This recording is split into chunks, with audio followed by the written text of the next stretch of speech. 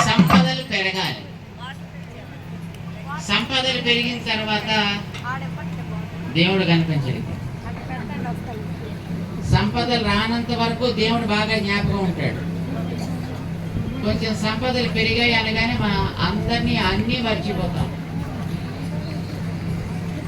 అక్కడి నుంచి మనకి కళ్ళు కూడా కింద కనిపించినా మానేస్తే పైనే కనిపిస్తాం.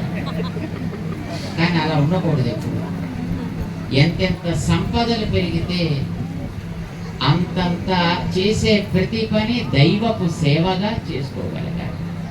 దానికి యజ్ఞం అని పేరు. అది కూడా పెరగాలి అని మూడవసారి అక్షతలు పోసుకుంటారు. యజ్ఞో మే కామః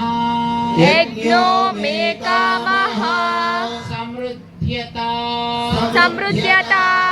గోవింద.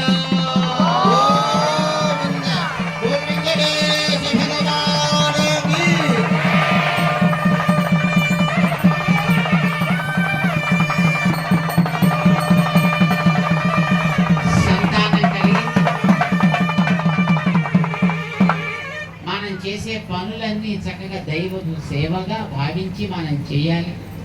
మా రామేశ్వరరావు గారి దంపతులు అట్లానే చేస్తారు. వారు ఎప్పుడు ఏ పని చేసినా అది దేవుడి సేవ. ఫ్యాక్టరీ కట్టారు. ఫ్యాక్టరీ కట్టడం సామాజికమైన కార్యక్రమం, కానీ అది కూడా వారు సమాజ సేవ అని అనుకోలే.